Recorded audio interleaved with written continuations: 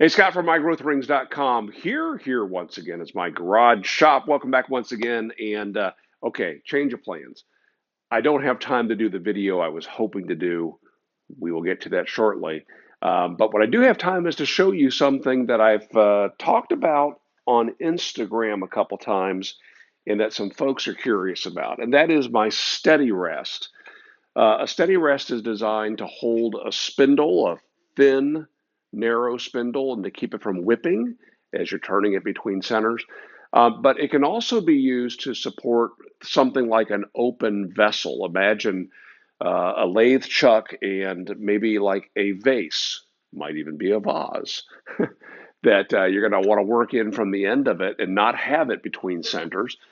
I built this specifically because I had some furniture feet that a friend of mine that had a furniture company or an antique furniture store had a flood in the basement, and all of his furniture feet were damaged. So he had pieces, armoires, and things like that stored in that basement.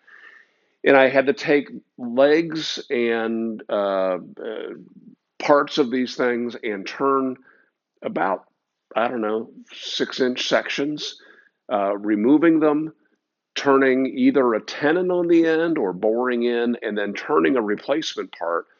And it required me to chuck things up in such a way that I needed to support them with a steady rest.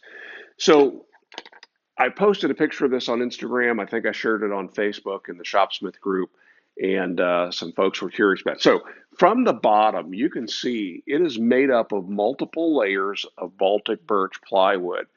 In fact, I'm not sure how many layers. It looks like 1, 2, 3, 4, 5, 6, 7 layers. 3 layers of half-inch here, 2 layers, and 2 layers. And if I had to do this over again, I would have made this more round and made the center larger. But for the task that I was performing, this was the right size.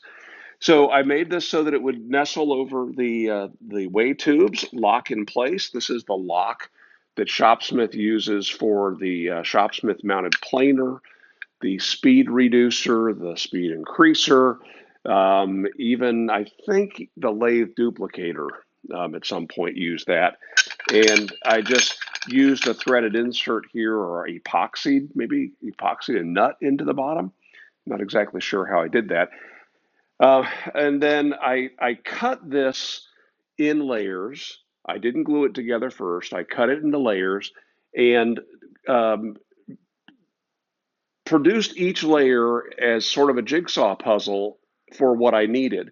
So the center layer of this, I knew I wanted to use this extrusion that Shopsmith uses for their T-slot on router tables, and gosh, it was on the SawSmith 2000 table saw, it was on the pin router, a number of places, and their current bandsaw also uses an aluminum extrusion like this.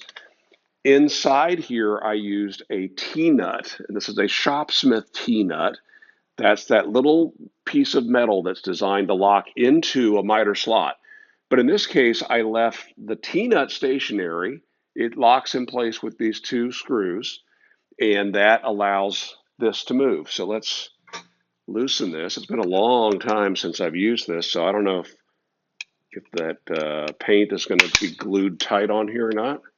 But no, it moves. And you can see I can move that in and out. Now, some folks have had questions about this because what I used on here were inline roller skate wheels, and they had ball bearings on them.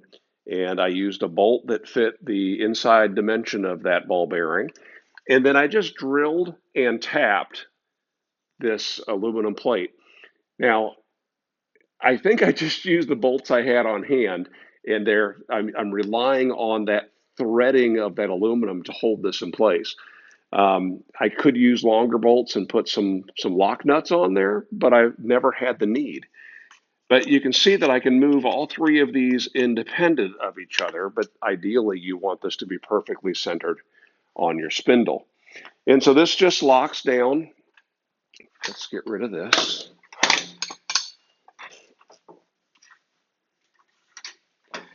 And if what I'm turning is a very thin spindle, long, thin spindle, and I decide, whoops, hello, that I want to have this in place. I just lock that here wherever I need it.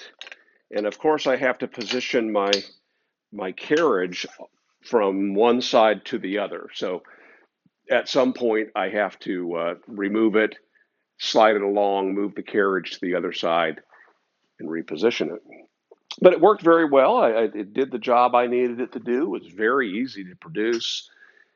And I painted that with Hammerite paint. Hammerite is now owned by Rust-Oleum, and thought that was a pretty good match for the Shopsmith paint colors. I've made other accessories for my lathe. Somebody commented on my chisel holder and asked if that was an original design. No, this is something that was circulated around Shopsmith for years back in the 80s. The Shopsmith presenters used to use these, and then people started asking in our classes for them. So we always kept a template handy. It was unique from one of the academies to another because the instructors kind of put their own spin on it. I ultimately went with one that was that had more straight sides and tapered and looked a little bit more like the Jetsons than this.